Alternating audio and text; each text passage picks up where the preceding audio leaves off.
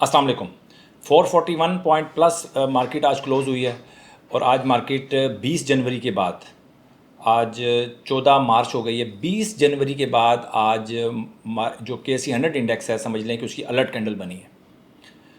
जो हमारी स्टॉक की जो अलर्ट कैंडल बनती है आज 20 जनवरी के बाद हमारी KSE 100 इंडेक्स की अलर्ट कैंडल बनी है।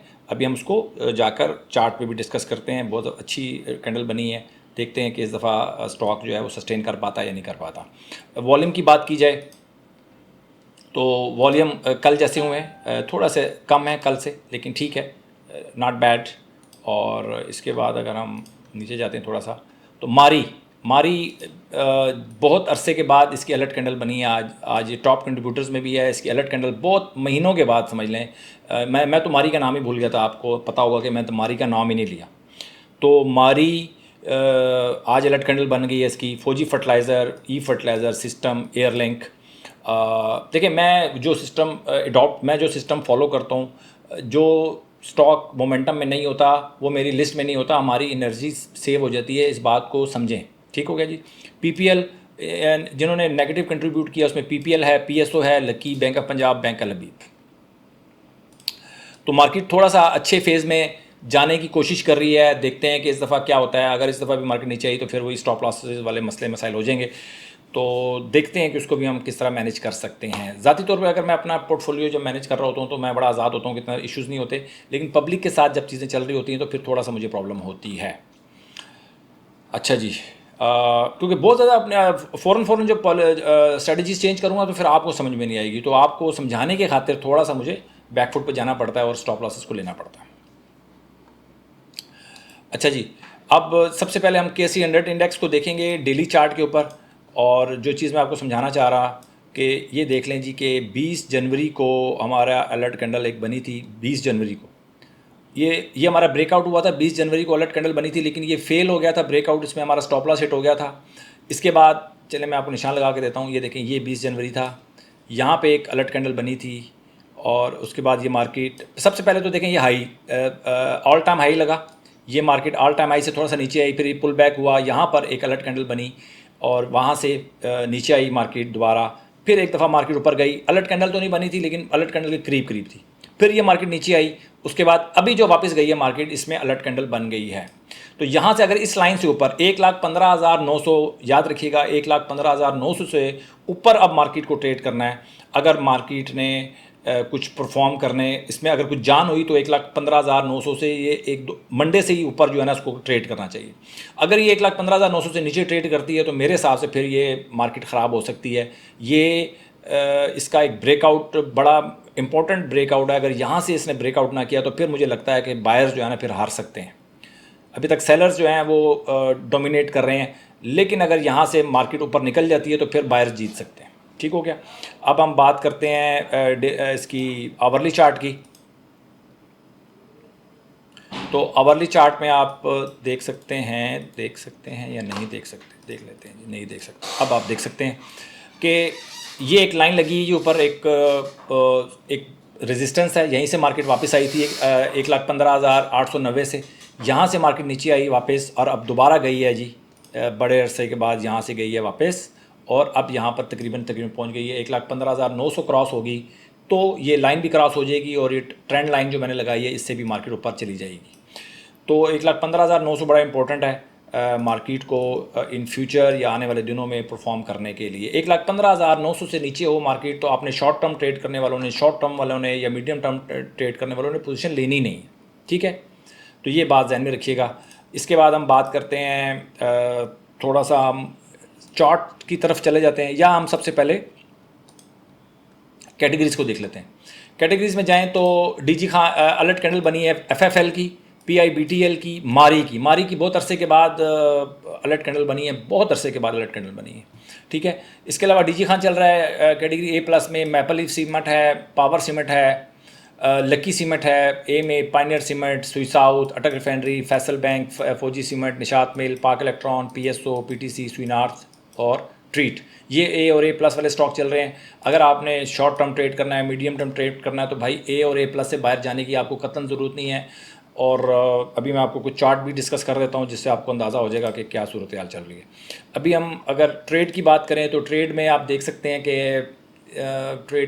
ट्रेड में सबसे ज़्यादा जो प्रॉफिट हो रहा है भाई वो हो रहा है डीजी खान में 15-16% डीजी खान में प्रॉफिट हो रहा है, 17% मैपल लीफ सीमेंट में प्रॉफिट हो रहा है, 11-12% स्वीनार्थ में, 9% जीएचजीएल में, 5-6% फौजी सीमेंट में, और निशात एनसीएल का आज स्टॉप लॉस पता नहीं क्यों हिट हो गया, इसका स्टॉप लॉस हिट हो गया और हमने आज इसको सेल कर दिया है।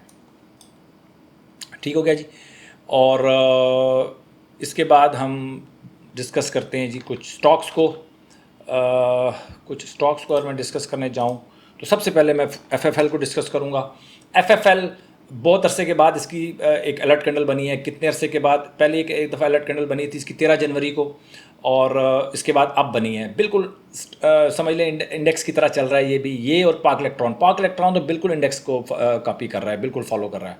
तो 13 जनवरी के बाद इसकी एक अलर्ट कैंडल बनी है, नीचे से होके इसने सैर करके ऊपर आया है, और देखते हैं कि ये ब्रेकआउट फेल होता है या नहीं होता। लेकिन अगर आप एफएफएल तंग बहुत करता है, अगर आप एफएफएल में काम करते हैं, आपकी वॉच लिस्ट में मौजूद है, तो आपको पोजीशन लेनी पड़ेगी इसमें। एक आध स्टॉप लॉस हिट होगा।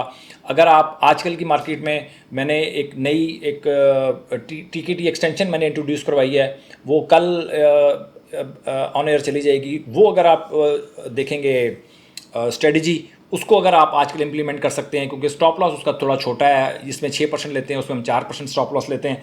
तो अगर आप टीकेटी एक्सटेंशन के साथ जाएंगे तो आपको पोजीशन लेने में हेजिटेट नहीं करेंगे आप। ठीक हो गया जी, एफएफएल हो गया। इसके बाद हम चले जाते हैं जी मैपल लीफ सीमेंट में। अगर आप शॉर्ट टर्म ट्रेड कर रहे हैं और मीडियम टर्म ट्रेड कर रहे हैं और आपको ट्रेडिंग करने का शौक है और मैपल लीफ सीमेंट नहीं है आपके पास, तो फिर आपको अपना पूरा मेथड जो है ना उसको दोबारा देखने की ज़रूरत है। नज़रसानी करें उसके अंदर, बिल्कुल ही वो ठीक काम नहीं कर रहा। मैपल लीफ सीमेंट नहीं है आपके पास तो स्टॉक सिलेक्शन आपके पास वो ठीक नहीं है। अगर आपके पास मैपल लीफ सीमेंट नहीं है, और आप इतना टेंशन ना लिया करें भाई, मैं डेली बेसिस के ऊपर जो कैटेगरीज़ वाली लिस्ट, ये वाली लिस्ट जो मैं आपके सामने रखता हूँ, ये किस लिए रखता हूँ कि आपको स्टॉक सिलेक्शन में आसानी हो। कैटेगरी ए और कैटेगरी ए प्लस के सिर्फ स्टॉक देखने, आपने जो पसंद आता है मेरी स्ट्रेटजी के मुताबिक अगर आपको पसंद आता है तो उसको फॉलो कर सकते हैं। आप अपनी स्ट्रेटजी भी कोई लगाना चाहते हैं तो ए और ए प्लस में लगाएंगे, इसके अलावा कोई रास्ता नहीं है। ये मैं आपको गारंटी कर रहा हूँ कि ये जो आपको स्टॉक स्क्रीन पे नज़र आ रहे हैं 101 स्टॉक्स हैं, इन्होंने अगर परफॉर्म करना है तो पहले ए में जाएंगे, फिर ए प्लस में जाएंगे, उसके बाद परफॉर्म करेंगे। ये गारंटी कर रहा हूँ भाई, गारंटी कर रहा हूँ। ये गारंटी आपको कहीं नहीं मिलेगी, ये सिर्फ इधर ही मिलेगी। ठीक है जी। और मैपल लीफ सीमेंट तो हर तरीके से अच्छा है। अभी ये इसका हाई लगा था लास्ट 58-74, उसके बाद नीचे लो लगा 53-70, अब इसने वो क्रॉस कर लिया है, ऊपर क्लोज हो चुका है। इससे ज़्यादा इसकी तारीफ़ कुछ हो नहीं सकती। चार्ट के ऊपर इससे ज़्यादा अच्छा स्टॉक आपको मिलेगा नहीं। पाक इलेक्ट्रॉन की अगर बात करूं, पाक इलेक्ट्रॉन बिल्कुल KSE 100 इंडेक्स की तरह काम कर रहा है, और ये इसकी भी जो अलर्ट कैंडल बनी है भाई, वो बहुत अरसे के बाद अलर्ट कैंडल बनी है। जनवरी के बाद इसकी भी 20 जनवरी के बाद इसकी अलर्ट कैंडल बनी है। वो ब्रेकआउट इसका फेल हुआ था, और ये वाला ब्रेकआउट देखते हैं कि फेल होता है। ये सारे का सारा इंडेक्स के ऊपर डिपेंड करता है। अगर इंडेक्स ने परफॉर्म किया, मंडे ट्यूसडे को इंडेक्स ने परफॉर्म करना है, अगर इसने आने वाले दिनों में अच्छा परफॉर्म करना है तो अब इसको यहाँ से ऊपर ही रहना है मार्केट। अगर यहाँ से मार्केट नीचे आएगी ना तो फिर मार्केट ठीक नहीं है, मेरे हिसाब से फिर ठीक नहीं है मार्केट, फिर सेलर जीत जाएंगे। सरल की बात करें तो बहुत लोगों ने कहा है कि सरल को डिस्कस कर लें। सरल की अभी आप कह सकते हैं कि जो डाउनवर्ड ट्रेंड है वो थोड़ा सा ख़त्म हो चुका है, अब थोड़ा सा अब बेहतरी की तरफ जा रहा है।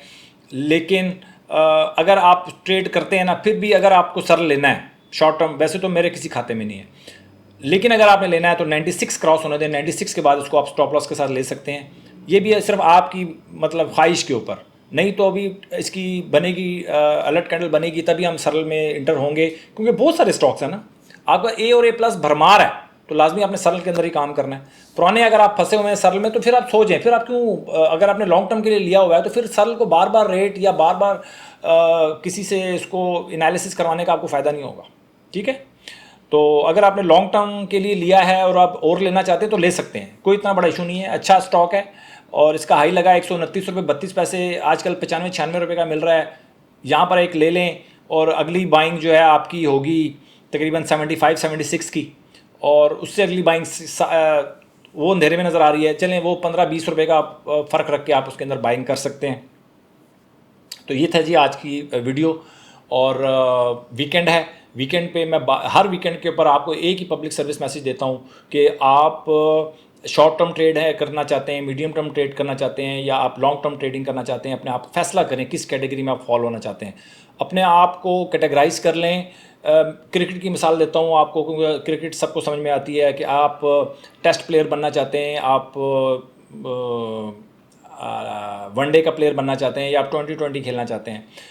आप कहते हैं जी मैं तीनों खेलना चाहता हूँ, लेकिन ठीक है आप तीनों खेल सकते होंगे, लेकिन उससे पहले आपको कोई एक फॉर्मेट को प्रूव करना होगा कि यार मैं इसमें मास्टर हूँ।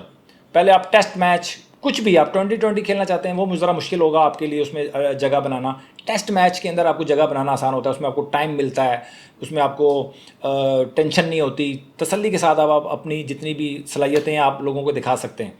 ठीक है, तो आप पहले टेस्ट में परफॉर्म करें, उसके बाद वनडे में परफॉर्म करें, उसके बाद 2020 में परफॉर्म करें। तीनों फॉर्मेट में भी आप खेल सकते हैं, लेकिन आपको परफॉर्म करना होगा। परफॉर्म नहीं करते तो भाई बाबर आजम जैसा जो प्लेयर है वो निकल गया। आप समझ रहे हैं बात? तो मार्केट भी ऐसी है भाई, मार्केट में अगर आप परफॉर्म, अगर आपका मेथड ठीक नहीं है, और अगर आप परफॉर्म नहीं कर पा रहे, आप प्रॉफिट नहीं बना पा रहे, तो आपको किसी ना किसी एक फॉर्मेट में आप अपने आप को स्टिक करना होगा। उसको ठीक करें, उसके बाद फिर आज दूसरे फॉर्मेट में, तीसरे फॉर्मेट में। अपना बहुत ख्याल रखें। Thank you very much.